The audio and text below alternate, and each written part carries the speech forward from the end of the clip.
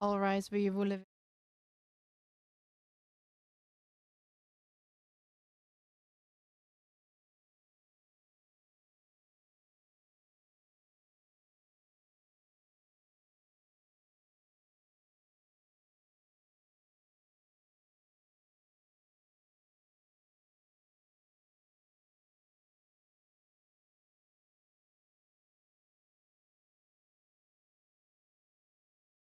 Seated. Veuillez vous asseoir.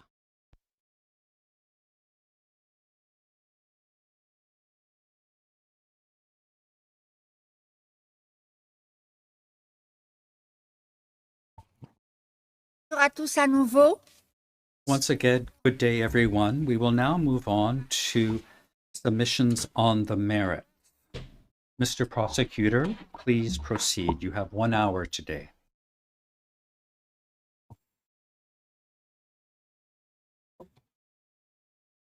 Thank you very much, Madam President. Your Honors, my name is Julian Nichols, and good afternoon. Have healthy hair, skin, and nails. Biotin Woolmit helps you fight the signs of biotin deficiency. We're here today because the evidence shows, despite what we heard for the last 30 minutes before the break, that Mr. Duterte murdered thousands of his own people, Filipino men, women, and children. He was at the center of a common plan, which included the murder of alleged criminals throughout the Philippines. The plan was first implemented in Mr. Duterte's hometown of Davao. While mayor, he promised to clean up the city by killing alleged criminals. He kept that promise, and he murdered hundreds through so-called liquidation squads, death squads. These liquidation squads became notoriously known colloquially as the Davao Death Squad, or DDS. After years, 2 decades, of murdering alleged criminals as mayor of Davao, it became clear to him that this political strategy could be leveraged for higher office and for more power, the presidency. And that is exactly what he did. During his campaign to be president, Mr. Duterte expressly promised many times that he would kill criminals if elected. He claimed that Davao was Exhibit A in why he should be elected, and he pledged, that if he won, he would expand the killings nationwide. He won, and that is what he did. And as you will hear tomorrow from Mr. Jeremy and Miss Croft, the murders skyrocketed in the months immediately after Mr. Duterte became president in June 2016. And that was no coincidence. That was him fulfilling his campaign pledge. As president, he murdered thousands using many of the same co-perpetrators and methods from his time as mayor of Davao. So he moved the method and some of the co-perpetrators to Manila in order to expand the crimes. The victims in this case ranged from powerful individuals to predominantly the poorest citizens of the Philippines. Now, why were the poor selected and victimized? Well, it was often because they were the most vulnerable. They didn't have the families and the power to make police reports, and they were the most afraid. Mr. Duterte boasted about the killings that resulted in thousands of deaths at his order, and not once at any time has he shown any remorse. He promised also, you will hear, to take responsibility, personal responsibility, for the killings, if need be. Well, that time has come. We are confident that if your honors confirm the charges in this case, that we will prevail and Mr. Duterte will be convicted at trial. We talk a little bit about what my friend, one of the things he said during his 30 minutes. In our presentation today, you will hear Mr. Duterte, in his own words, calling for killings, bragging about killings, and as I said, vowing to take responsibility for those killings if necessary. And the defense, I have in my outline, may claim, but they already have, the defense claim that this is hyperbole, bluster, exaggeration, part of his blunt or direct strongman political speech, which had brought him political success in Davao and then nationwide. And the defense will also point, Your Honors, to many instances where Mr. Duterte and his allies tried to build a veneer, a kind of fig leaf of plausible deniability by sprinkling in references to the effect that the police should only shoot to kill in self-defense. Those references to self-defense appear throughout Mr. Duterte's speeches. They're all over the place. We don't run away from that. We don't shy away from that. That's part of our theory. The defense will say, and again, they already have, that we've cherry-picked the statements we show you, but we have not. We acknowledge these many references to self-defense in Mr. Duterte's speeches. But the evidence which in our pre-confirmation brief, and some of which will lead today, overwhelmingly shows that those references to self-defense and following the law, to due process, are nothing but nonsense. Keep in mind, as mayor, he created a death squad. A leader who creates, leads, arms, and funds a death squad, not interested in due process or following the law. Those empty utterances were simply Mr. Duterte, chosen not to be here today.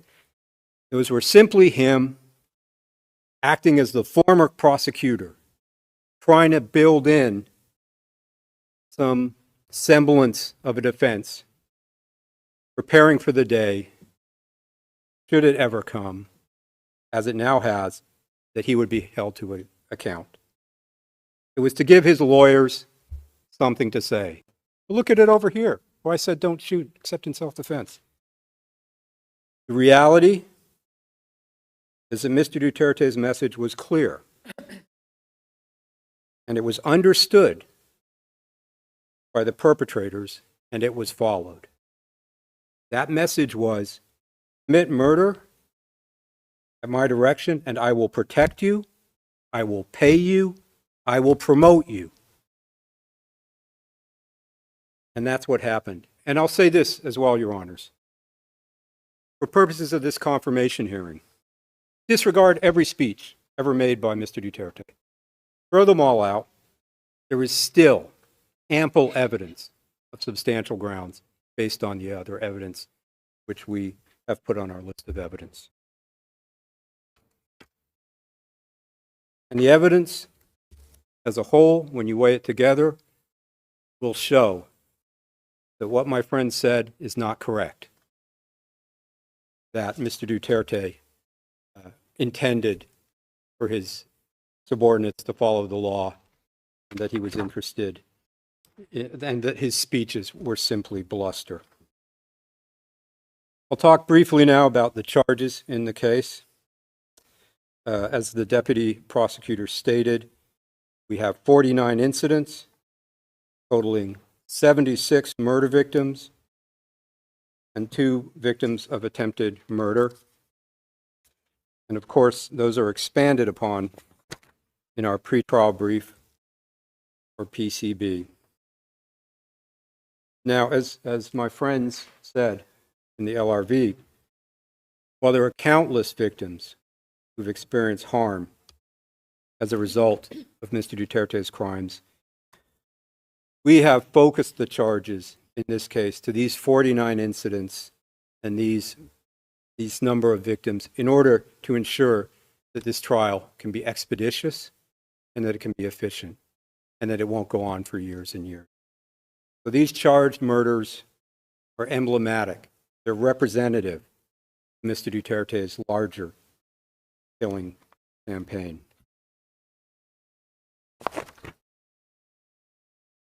I was going to talk about the legal standard for today, but Your Honors explained it extremely clearly in the beginning of the introduction, so I won't go into it other than to say, of course, the standard we have to meet is substantial grounds, which I'm confident we will. The only thing I would add is that this stage of the proceedings, in addition to not being a mini trial or a trial before a trial, it's also not the time for the chamber to in depth determine the credibility of witnesses.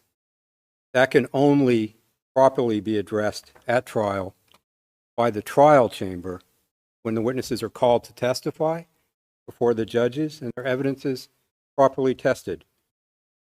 And there I would point, Your Honors, to the Said confirmation decision, 9 December 2021, paragraph 39. We'll move on now. We can go to the next slide, James. We'll talk a little bit about Mr. Duterte's background. He was born on the 28th of March, 1945, and he prides himself, or portrays himself at least, as someone who understands the problems of the poor. But as my friend stated, he actually comes from a very privileged family. His father was a lawyer, a politician, even a provincial governor. And as a young man, Mr. Duterte became a lawyer. He went to law school, practiced as a prosecutor in Davao City for almost a decade, from 1977 to 1986. And you find that in our brief confirmation brief at paragraph 2. While he was a prosecutor, excuse me, he taught criminal law and procedure to police officers in Davao City. And despite this privileged background, despite his deep familiarity with the law and criminal law, Mr. Duterte embraced criminality from the beginning of his career. Just one example. As a prosecutor, the evidence shows he taught police officers to plant evidence. You can go to the next slide, please, James. I won't read the whole slide out, Your Honors. This is tab 57, PHL OTP 000-15506 R01. But this witness with direct knowledge stated, quote, "He's like planting of evidence. It is necessary," and the he is Duterte. He called it necessary evil. So they said that there are times in police work that you have to do the necessary evil for the sake of the common good, end quote. And I think you'll see, Your Honors, that that's a theme that runs through Mr. Duterte's career. He's willing to do whatever he considers the necessary evil, either for the common good or for his political advancement, or both. And Mr. Duterte confirmed years later, in 2024, when being questioned under oath during a hearing in the Philippines House of Representatives, that planting evidence was his strategy as mayor. Now, at first he denied it in this hearing, but then he admitted to planting evidence in this exchange. If we can go to the next slide. This is tab 46.1, Your Honor. Chairperson, quote, so you really did plant evidence. Mr. Duterte's answer, well, that was part of the strategy. as a mayor and as a leader of the law enforcement agency in the city. End quote. Privilege, legal background makes this betrayal of the law and embrace of murder even more inexcusable. He knew, as a lawyer, as a former prosecutor, that his so-called crackdown on crime was a criminal attack on civilians of the Philippines. And overwhelmingly, the evidence shows, on poor civilians, poorest of the poor, were his victims. He knew his conduct, at its core, was criminal. And not only did Mr. Duterte clearly intend his criminality, he openly bragged about it. Right up until his arrest, and we'll get to that later, but right up until his arrest, he bragged about it. He thrives on a tough guy persona or image that he's tried to create for himself. My friend talked about him riding motorcycles. One example I'll show you is from 2007 now. We could play that, James. And I should say this is tab 18.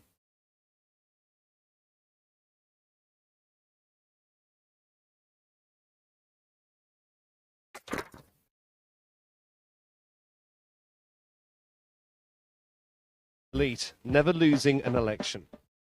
So, riding a Harley Davidson, shooting a semi-automatic pistol.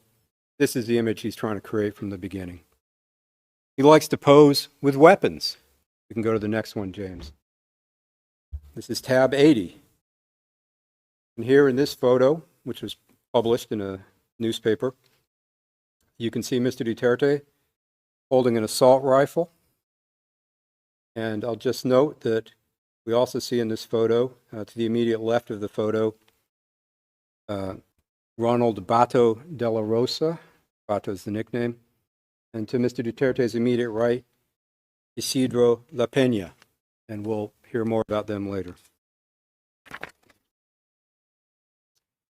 Even days before he was arrested, 3 days before he was transferred to The Hague, this tough guy persona was on display again during a speech in Hong Kong. He brushed off the possibility of an ICC arrest warrant, and he referred to the ICC, quote, as motherfuckers who have been after him for a long time, end quote. This is him on March 9th, 2025, if you could play that, James. This is tab 136. Sa totoo lang, baka ang balita ko may warrant daw ako pag... Hindi, totoo. Yung sa ICC or something. Matagal na akong hinahabol ng mga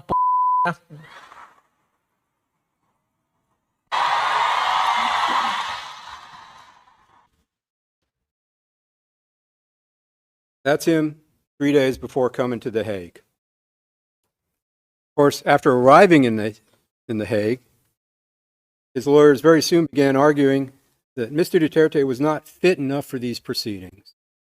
Wasn't physically or mentally fit enough to be put on trial or for his charges to be confirmed. But fortunately, a panel of 3 medical experts that Your Honors appointed found unanimously that he is. The point is that despite what the defense may say, here or to the press, Mr. Duterte is perfectly fine. He's able to attend the proceedings today. There is nothing stopping him except that he doesn't want to be here. He chose not to face the court, not to face the victims.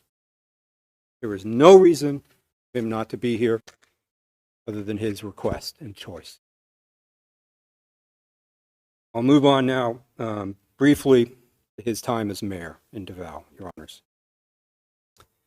We can quickly bring up the map. There we see Davao in the south. We can zoom in.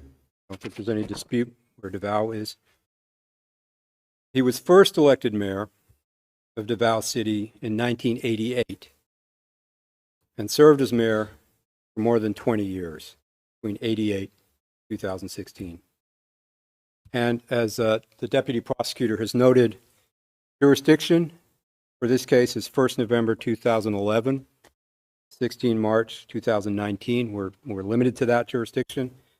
So that is the period we will concentrate on today, although, of course, before and after may be relevant. As mayor of Davao, Mr. Duterte promised a crackdown on crime. The quote, crackdown, end quote, on crime and drugs. Mr. Duterte created liquidation squads, death squads, made up both of Davao City police officers as well as non-police officers who were essentially hired hitmen, hired killers. And this system of his became known as the Davao model. The Davao model was murder, not being tough on crime legally, as my friend said. And you have to think, it's a little strange cracking down on crime by committing the crime of murder. Of course, Mr. Duterte did not commit these crimes alone. We discussed the co-perpetrators, including during the mayoral period, in our pre-confirmation brief, Your Honors. And you'll find that at paragraphs 8 to 23. I'll talk about just a few of them now, just to introduce them. First, we go to the slide, thank you. Ronald Pato de la Rosa was a chief of the Davao City Police Office, or DCPO, from 2012 to 2013. Next,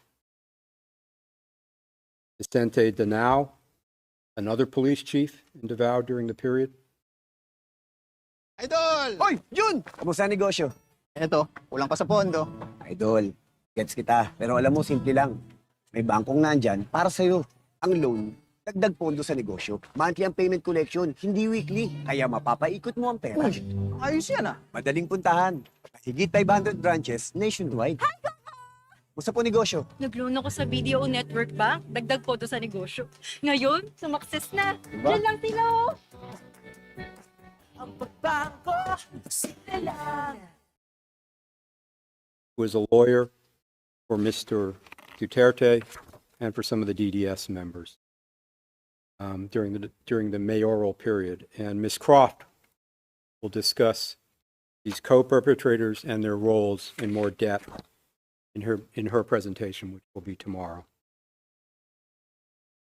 Let me talk now a little bit about the structure of the Davao Death Squad, or DDS. And as we say in our brief, it's a pyramidal structure. If we go, James, to the next one. Again, this colloquially became known as the Davao Death Squad, and it had a hierarchical pyramid-like structure. At the very top, as mayor, Rodrigo Duterte. And as mayor, he had, of course, de jure control over the Davao police. And the evidence shows, para 34, we talk about this in our brief, he also had de facto control. Under him were co-perpetrators, some of whom I have mentioned. The co-perpetrators had different roles, but one of them was to relay orders and instructions down from Mr. Duterte to the DDS handlers, and also to relay reports back up to Mr. Duterte. So a typical chain of command. The instructions go down, the reports go up. And the handlers were responsible for the different death squads, or DDS members. And at the very bottom, the lowest rung, the DDS members who actually perpetrated the killings, carried out physically the murders. and they were made up of both police officers, who were generally lower level police officers, as well as non-police persons who were hired. These members at the bottom were often recruited because they had a debt or owed something to Mr. Duterte or the police, and they could therefore be controlled. And those members at the very bottom were at risk themselves, because if they did not follow orders, or if they tried to leave the DDS, they could be tortured or killed or both. And there was evidence of that in this case. We'll talk now just for a few moments about the founding of the DDS, Duterte's death squad, the genesis of the death squad. One witness described his initiation into the DDS. He described it happening in 1988 at a dinner meeting in a hotel in Davao City. And this was a huge deal for this witness. I mean, it was almost unimaginable being invited to a dinner in a hotel in the center of Davao where he was going to meet the mayor. Mr. Duterte was present, and he openly told the new members of the death squad he was forming their job was to kill criminals. We can go to the next slide, James. Tab 50, Your Honors. This is what the witness recalls of the meeting. Quote, he, Duterte, told us that your job here in the city would be to kill drug pushers, snatchers, and the holduppers. That's what our job is going to be, end quote. In private, with his paid killers, Mr. Duterte didn't say anything about self-defense. He then provided these death squad members with guns and ammunition. And again, in a festive way, a basket was passed around filled with handguns, and the new members could pull one out, like getting a prize. So they would each have a weapon for their new job. It was a celebratory event for Mr. Duterte. The witness explained Mr. Duterte was happy at this dinner meeting. He was laughing. And he even sprayed a bottle of champagne to celebrate. That's at para 5, or PCB. One witness recalls, we can go to the next slide, James, thank you. Recalled of this event, quote, he, Duterte again, said it was like a baptismal, like a launching. He was very happy at that moment, end quote. That's tab 51. Mr. Duterte was very happy for the birth of the DDS. Important to note, Your Honors, Mr. Duterte has freely admitted his role in the Davao death squad. He doesn't deny it. Well, now he does. But he did not before. Came here. During an interview with a local news station in 2015, he admitted that he is the Davao death squad. We could play that now, please, James. Tab 11. So how do you react to that? Ganun. Mm-hmm. Ganun na.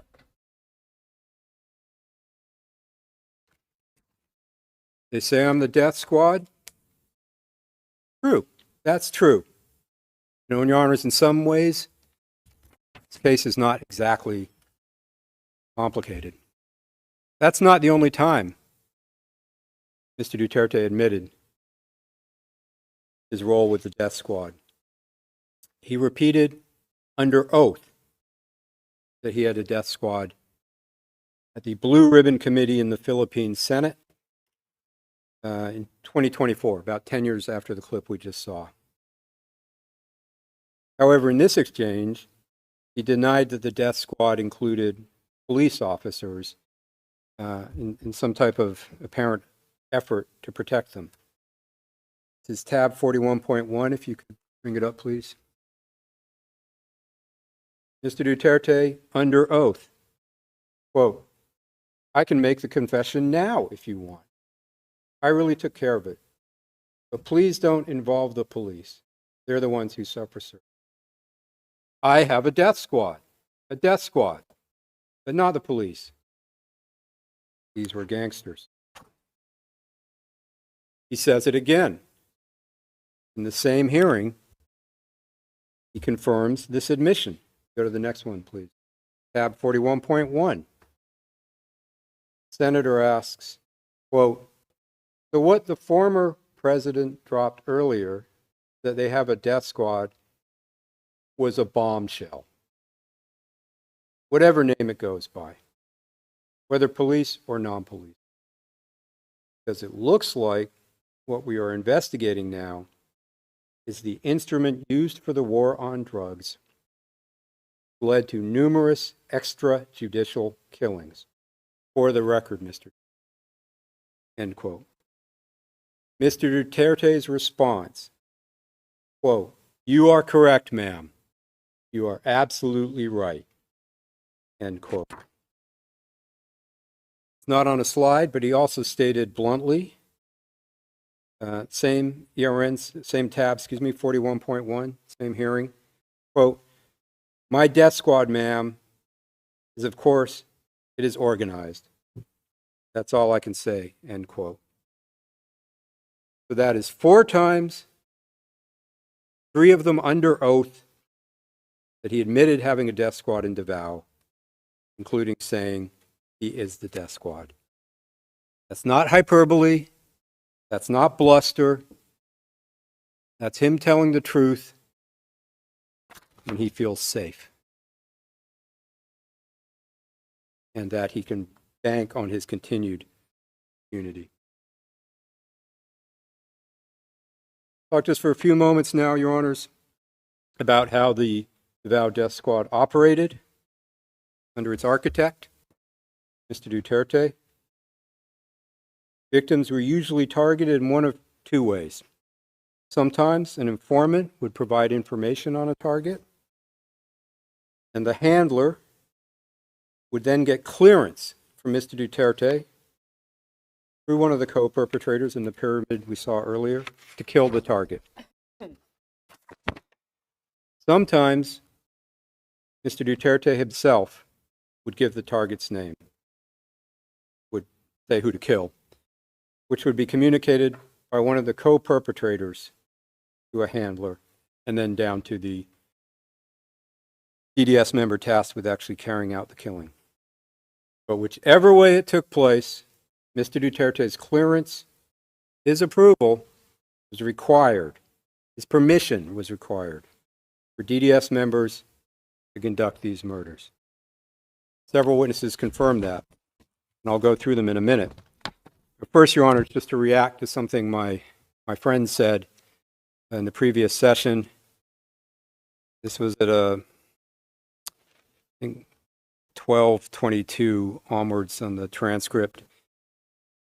He stated the effect, the prosecution couldn't even get one witness to admit they heard Rodrigo Duterte give an order to kill. Here's where it gets a little bit cute. At any time relevant to the charges or with respect to any of the incidents. So my friend didn't say the prosecution doesn't have any witness who heard Mr. Duterte give an order to kill.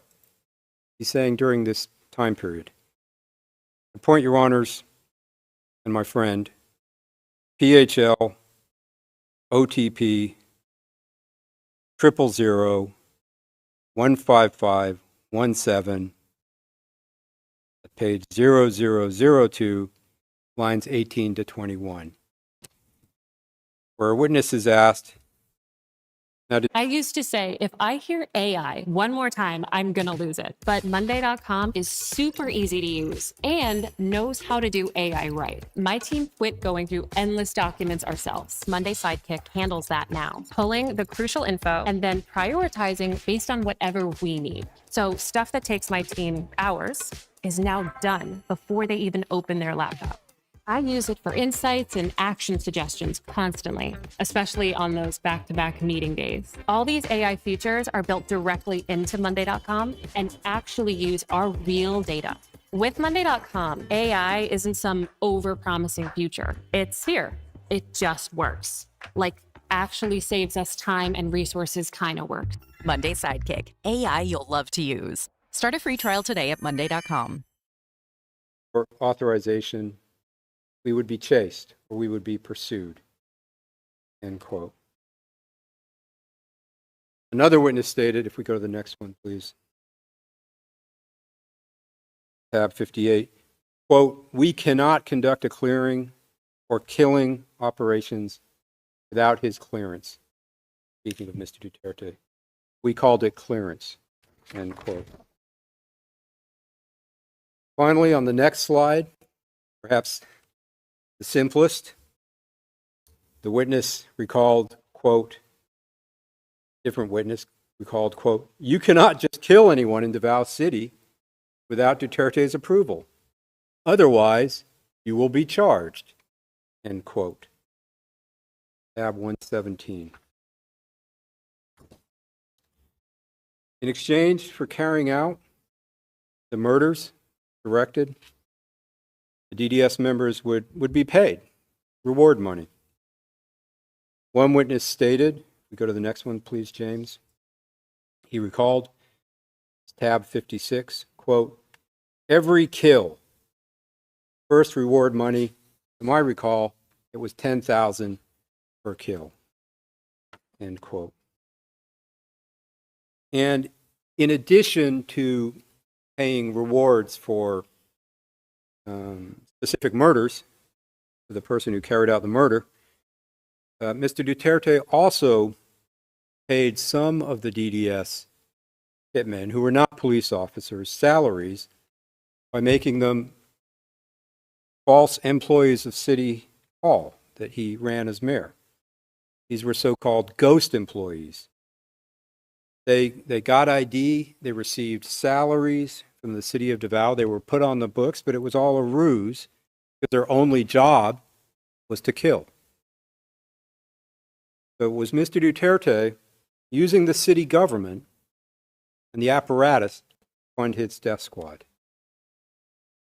He also, I'll just note quickly, provided death squad members with firearms, as I talked about earlier at the beginning of the DDS, but also with vehicles and ammunition so that they could carry out their crimes. We'll go to count one now, and I'll talk just a little bit about count one. Mr. Jeremy will talk about counts 2 and 3 tomorrow. Count one is in relation to murders in and around Davao City during the mayoral period by the DDS. It encompasses 9 incidents of murder by Mr. Duterte's death squad of 19 victims in total. 3 of those 19 victims were children. We'll go to just one quick example. Incident 3 in our pre-confirmation brief, murders in Agdao Market. I'm just going to go through one of them. Your Honors, this is at paragraphs 91 to 92 of our pre-confirmation brief and page 36 of the notebook we passed around this morning. Incident 3 is about the murders, or what happened in Incident 3 is the murder of 3 people in that market on or about 4 December 2013. Before carrying out the murders, 3 DDS members who we'll see received instructions from their handler that there was a job to be done. And the victims in this crime were 3 alleged thieves. So we have 3 hitmen and 3 victims. The informant helped the DDS hitmen to locate the targets, the victims, who were at a shop in Agdao Market that day. And when the hitmen reached the shop, each one shot and killed one of the targets and murdered them in broad daylight. After the killing, the hitmen reported back to their handler up the pyramid chain that the job was done. And their handler, in this case, then informed Sonny Buenaventura, who at that time was one of Mr. Duterte's most trusted men. The reward for this incident, for these 3 murders, was 90,000 pesos total at our brief at Para 91. What's interesting about this incident is that a few weeks later, after the murders, a video of Mr. Duterte watching the crime on CCTV was posted to YouTube. And I'll show that video, Your Honors, in a minute. But in the video, you'll see Mr. Duterte standing in the CCTV room looking at a bank of television screens. The video then zooms in on the CCTV footage of the crime. And you see 3 DDS members walking up the street in the market.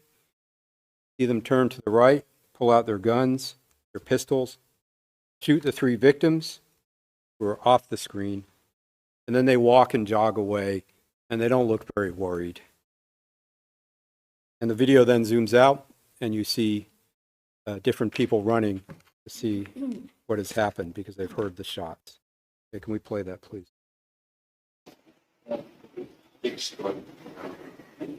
Sa Makati, ganito din. Most Itong patay sa Agdao. Wait, namin ba? Naman ba? Mana. Iskal, pati pambot ni Demo. Pero naging klaro.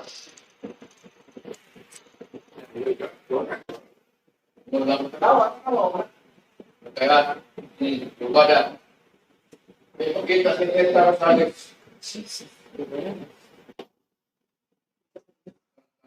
Bueno, sabi nila yan mo. Kaya lahat tulo. Diba? Tanong lang sa mga tao.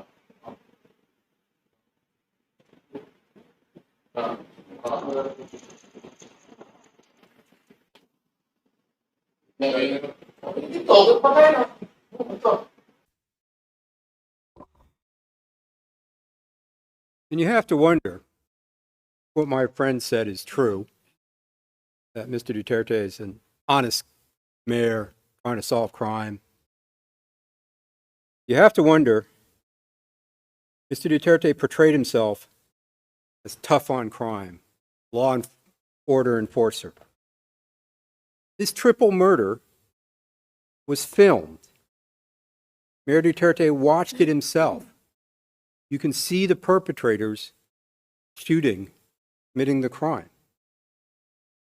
Yet, Mr. Duterte, the former prosecutor, Mr. Tough on Crime, did not get this triple murder committed in a market in broad daylight with multiple eyewitnesses solved? Of course not. Because it was his. I'm 103. I am going to start Tai Chi because I still have 53 years left on the planet I want to enjoy. This is me after 2 months of Tai Chi.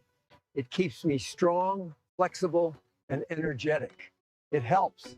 Make it a habit. 7 minutes of Tai Chi every morning, all the way for 1 month.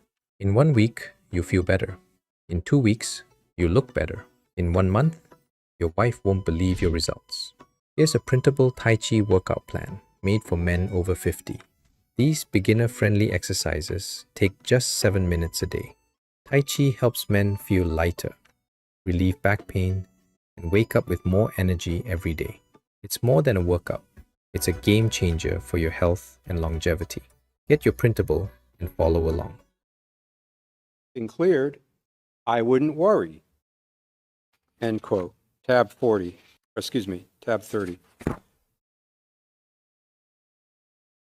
And it's highly understandable that the DDS members were not worried about being prosecuted for the murders they committed, because Mayor Duterte took pride in these killings.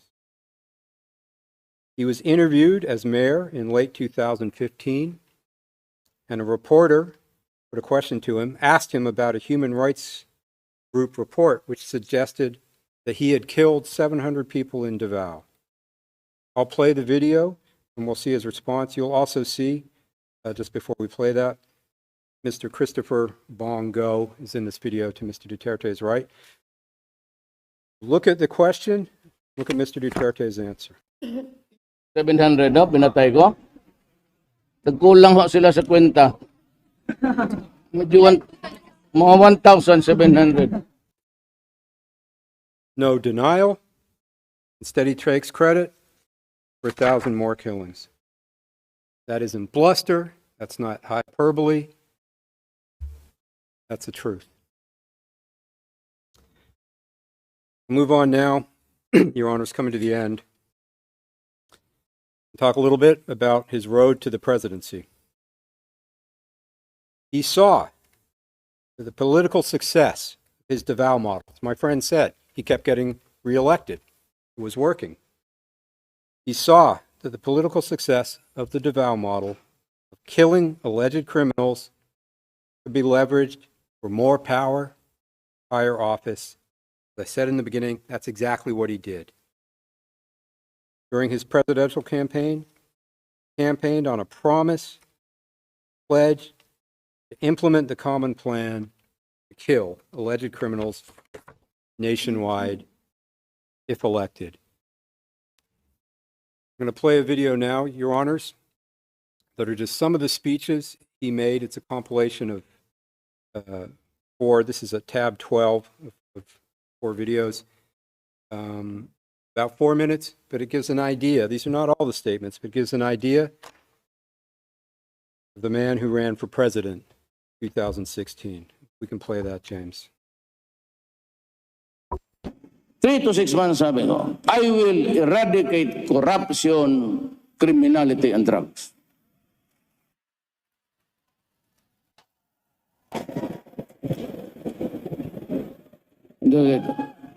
If I become the president, I will order the military and the police to hunt down the drug lords, the big ones, and kill them. Tell me what my credentials to the presidency? Then I'd say, Davao is Exhibit A. Ngayon, dito sa Davao, hindi sabihin ito malinis itong bayan na to. It's not perfect.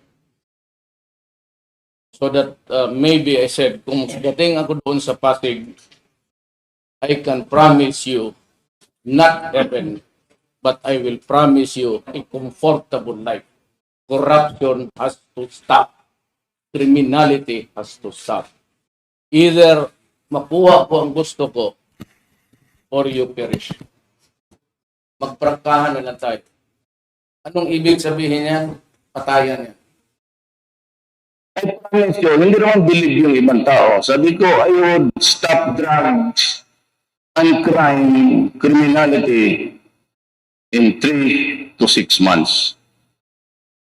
Sabi nila, that's too ambitious. My God, subukan ninyo ako. That's what I told the Davao criminals before. Sabi, pinapatawag ko pa, do you want to go out of the city? Gusto mong pumunta ng Manila, maganda ang buhay doon. Doon ka na lang, gusto mo? Yung hindi naniwala, di patay. Ano pag-usapan natin dyan? Bakit para sa akin? Did I do it for my own? For my own benefit? To enrich myself? What does the life of a criminal have to do with your pocket? Labi ko lang, I want a peaceful city. Umalis kayo, pag hindi, papatayin ko talaga kayo. Pinatay ko. Huwag na tayo magtagot pa. Papagkaprang ka na lang. Ngayon ako, I have this, kung ako ang presidente, huwag muna kayo mag-demonstrate. Give me time. Give me time kasi mag-hearit talaga ako. At sa kung gusto naman siya, hindi ka talagang gagawin ko. Hihirit ako. Ang sabi ko sa military pati police, only criminals, drug-related offenses. I will tell the police and the military, go out and kill them. Period. Alam naman nila. Alam mo ito, pag ako ang na-presidente, I would warn you, I do not covet the position. Pag na-presidente ako, magtago na kayo. Yung 1,000 nan, it would reach 50,000. I would kill all you making the life of the Filipino miserable. Napatayin ko talaga kayo. Kasi manalo ako dahil nga yung breakdown sa law and order. I do not want to commit a crime. But if by chance, per chance, God would place me there, magbantay kayo, kasi itong 1,000 na ito maging 100,000. Diyan mo makita tataba yung isda dyan sa Manila Bay. Diyan ko kayo itapon. I do not want to be president. I do not want to kill people. So do not elect me as president. If I become the president, I will order the military and 3 to 6 months. Oops. Sorry. If I become the president, I will order the military and the police to hunt down the drug lords, the big ones, and kill them. Tell me, what is my credentials to the presidency? Then I'll say, Davao is Exhibit A. Either I get what I want or you perish. Let's be straightforward. What does that mean? That means killings. You should get out. If not, I will really kill you. So I killed them. Let's not play hide and seek anymore. Let's just be frank. I will tell the police and the military, go out and kill them, period. I will really kill you. I do not want to kill people, so do not elect me as president. That's the man before you for this hearing, even if he's not in court today.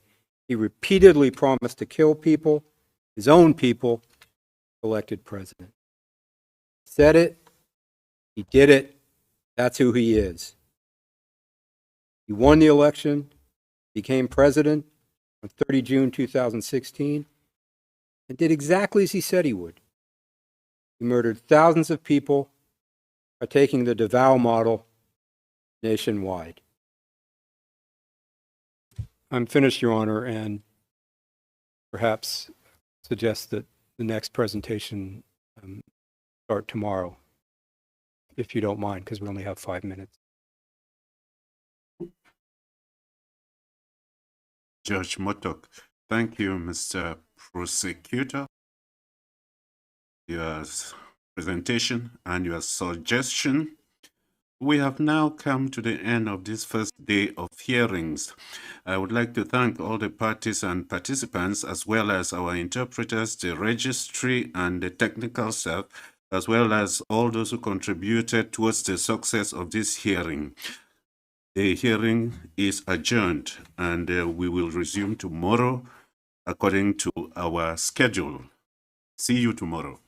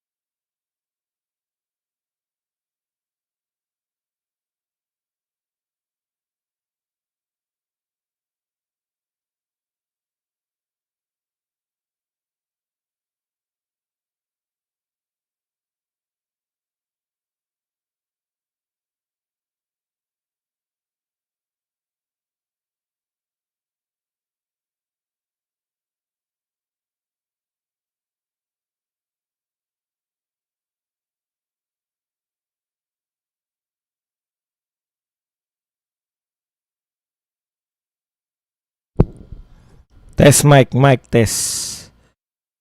Test mic, mic, test.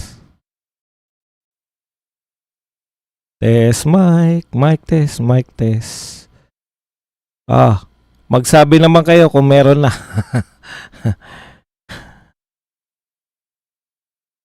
Hello, hello, hello, hello. Magwan naman kayo kung meron ng sounds para naman. Ayun. Narinig ko na yung sarili ko.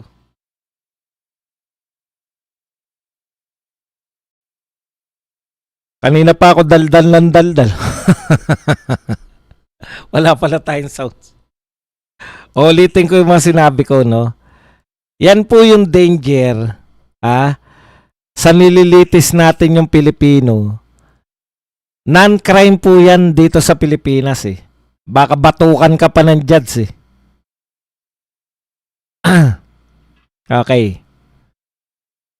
Halimbawa, sabihin mo yan sa judge dito, sinabi ni Digong na papatayin ko kayo lahat, eh.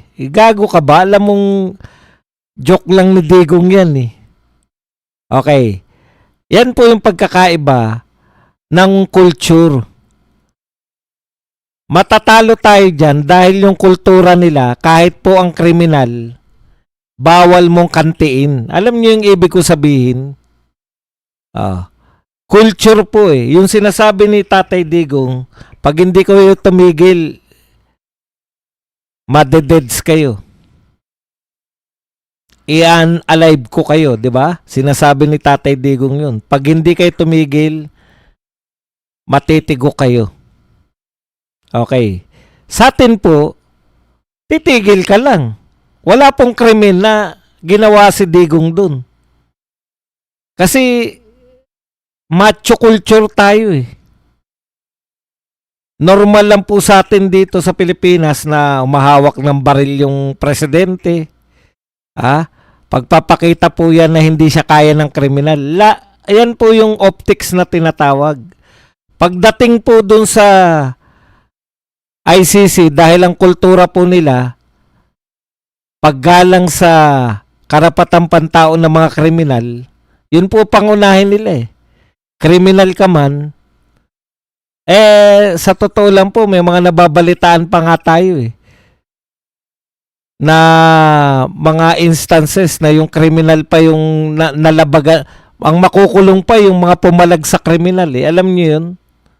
Bawal po sa kanilang kantiin. Dito po sa atin, eto po, tignan nyo, ang isang snatcher na makita mo na ng snatch sa Pilipinas po, okay siyang bugbugin. Wala pong krimen. Nahuling snatcher, eh. Sa tingin nyo sa ICC, walang krimen yun? Yan yung problema na dito naganap sa atin. Iba yung culture natin. Dito, okay pong pagbantaan yung kriminal. Di po ba? Katanggap-tanggap po yan na may pagbabanta ka sa kriminal. Wala pong problema dyan. Lahat.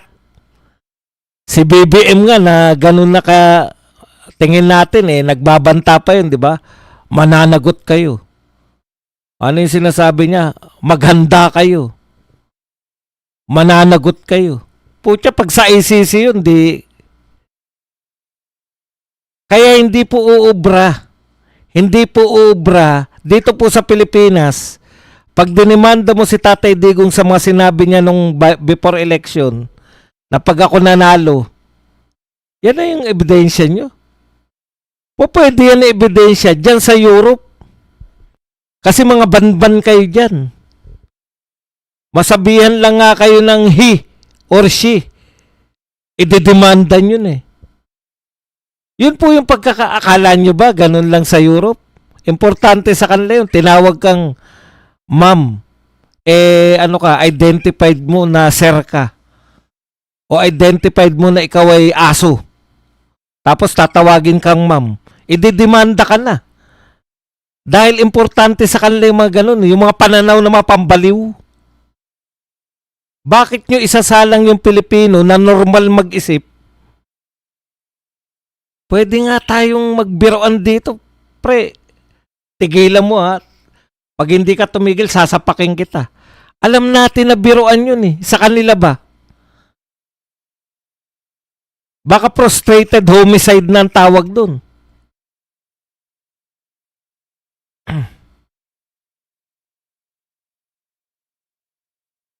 Alam niyo yung pagbabanta sa mga kriminal, hindi po yan krimen sa Pilipinas.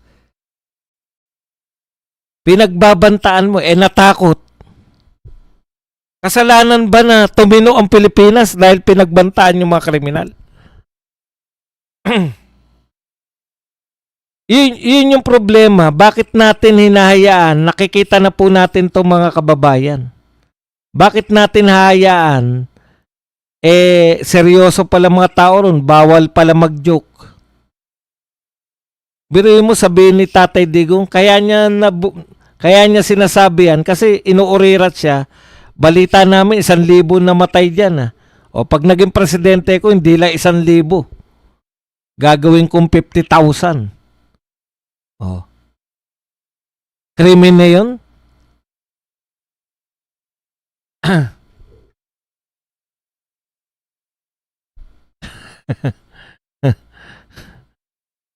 Yung pronoun nga sa kanila, masyado na silang sensitive. Diyan pang mga joke na ganyan. Kaya culturally, hindi po dapat tayo na ina-under na mga may kulturang pantokmol.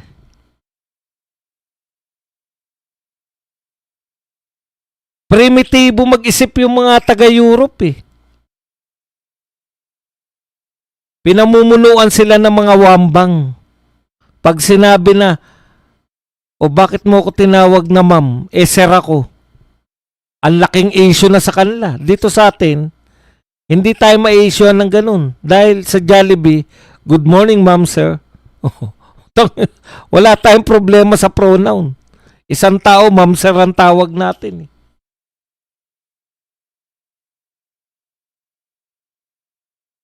Kaya yun po ang dehado tayo rito. Maganda yung mga argumento ni Kaufman. Patunayan nyo. Putya, kung ganyan pala ang mga testimonya nila. Kung ang testimonya pala nila ay kung ang ebidensya pala nila ay ganyan lang. Na nagsabi ng nagbiro si Tatay Digong, mas malulupit pa nga ang biro ni Tatay Digong eh. May biro pa siya dati, di ba? Yung sa mga madre, ang gaganda ng mga yan. Alam natin, dito tawanan lang yun. Pero sa kanila, seryoso. Pati yung speech niya ron sa... Alam ko sa Hong Kong yun yung huli na eh. Kaya dehado po si Tatay Digong, hindi po dahil sa mga ebidensya. Dehado po siya dahil sa culture po ng mga Europeans, culture ng mga Western, na bawal ka magsalita ng mga ganyang salita. Kahit na napatino mo yung bansa mo. Bawal mong pagbantaan yung mga kriminal. Ganun po. Dito sa atin, pwede. Ano kaya ang reaksyon nila kung nakakita sila ng binubugbog na snatcher?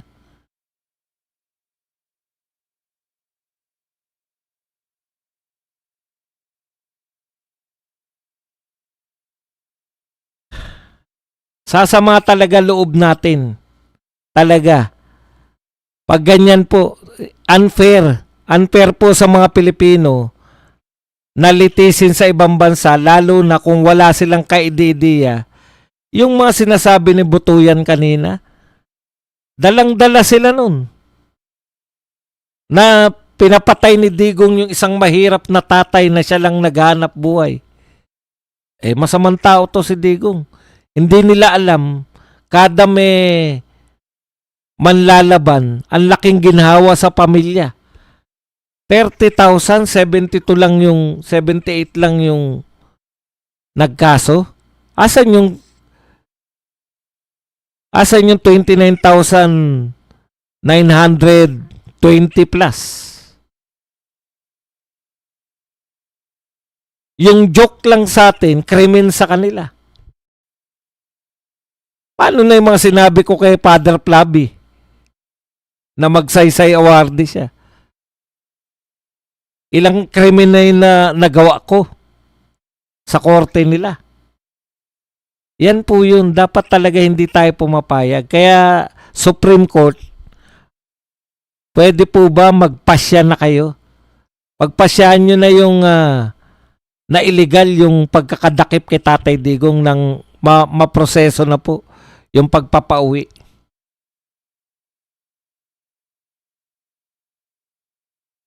Paano po yung mga biktima ng mga adik? Wala lang.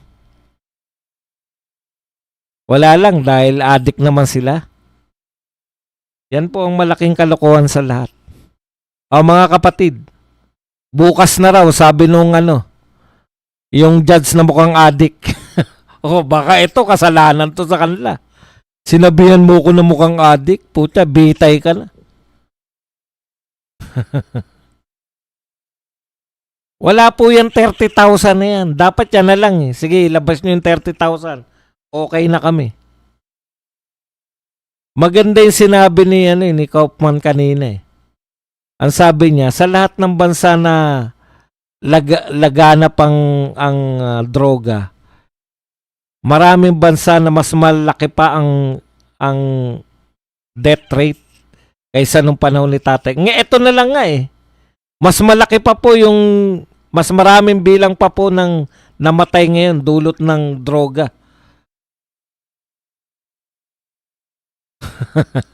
Sinabihan ko mukhang adik yung judge. Talaga naman mukhang adik yung judge eh. O sa atin, alam natin na biro yan. Alam natin, puta, baka sa kanila malaking krimen na yan. Ganyan sa kanila eh. Sensitive masyado sa mga, para sa mga baliw. Talaga naman kabaliwan lang yan, trans na yan. Puta, katarantaduan yan. Bakla tomboy, okay yan. Walang problema. Tanggap na natin yan. Tanggap nga ng mga bakla tomboy na bakla tomboy sila eh.